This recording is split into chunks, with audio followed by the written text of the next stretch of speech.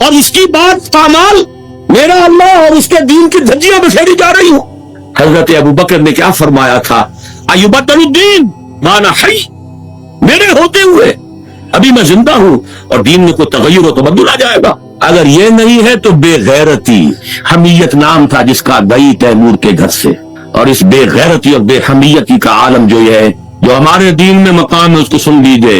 اوحى اللہ عز وجل الى جبرائیل علیہ الصلوۃ والسلام ان اقلب مدینۃ کذا وکذا باہلھا، اللہ نے وحی کی حضرت جبرائیل کو علیہ الصلوۃ والسلام، فلاں فلاں بستیوں کو الٹ دو، صدوم اور عمورہ کی بستیوں کی طرح عذاب ہلاکت نازل کر دو۔ قال فقال، حضور فرماتے ہیں کہ حضرت جبرائیل نے عرض کیا، یا رب ان فیہا عبدک فلانا لم یعصک طرفۃ عین، اے اللہ میں اس بستی کو الٹ دوں، اس میں تیرا فلاں بندہ بھی ہے جس نے کبھی پلک جھپکنے جتنی دیر بھی معصیت میں بسر نہیں کی۔ کسی کے ذاتی تقویٰ کے کیا انتہا ہے، ذاتی نیکی کا کیا عالم ہے، کسی کے زہد کی کیا سطح ہے، ذرا غور کیجئے۔ گواہی دینے والے جبرائیل ہیں، کوئی کرائے کے وکیل نہیں ہے اور کوئی پولیس کے ٹاؤٹ نہیں ہے۔ لم یعصک طرفۃ عین، قال فقال، حضور فرماتے ہیں اللہ نے ارشاد فرمایا، اقلبھا علیہ وعلیہم، الٹو اس بستی کو، پہلے اس بدبخت پر پھر دوسروں پر۔ فإن وجہہ لم یتمعر فی ساعۃ قط، اس لیے کہ اس کے چہرے کا رنگ کبھی میری غیرت اور حمیت کی وجہ سے متغیر نہیں ہوا۔ اس کو کسی نے ماں کی گالی دے دی تو پورے جسم کا خون چہرے پر آ گیا، کچھ کر نہ سکا ہو، کانپ تو گیا اپنی جگہ پر۔ اب میرے دین کی دھجیاں بکھرتے ہوئے دیکھتا رہا اور لگا رہا، مست رکھو ذکر و فکر صبح گاہی میں اسے، اور پختہ تر کر دو مزاج خانقاہی میں اسے۔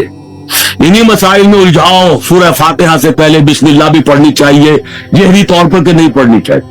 1.5 گھنٹے کی تقریر سننے کے بعد اصل مسئلہ یہ اٹھا، بیڑا یوں تو غرق نہیں ہو گیا ہے؟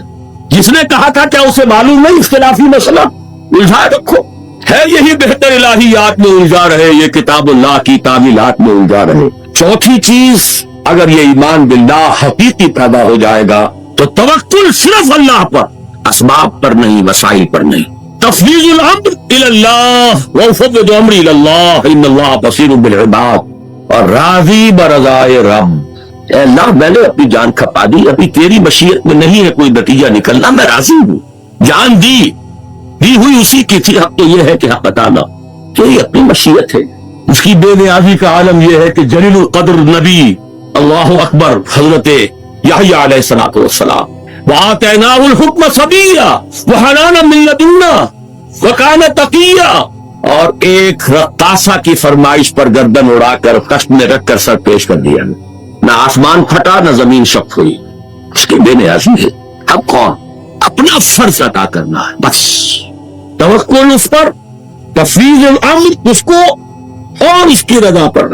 ہم بھی تسلیم کی خون ڈالیں گے، بے نیازی تیری عادت ہی صحیح۔ 4 چیزیں ہوں گی تو یہ جہاد فی سبیل اللہ ہوگا، اور ابھی صرف ایمان باللہ کی بات ہوئی، اس کے بغیر کود جاؤ میدان میں، رام بھلی کرے گا۔ سیاسی جو ہے لوگ اپنے حوصلہ مندیوں کا نشانہ بناتے ہیں، ایکسپلائٹ کرتے ہیں نوجوانوں کو۔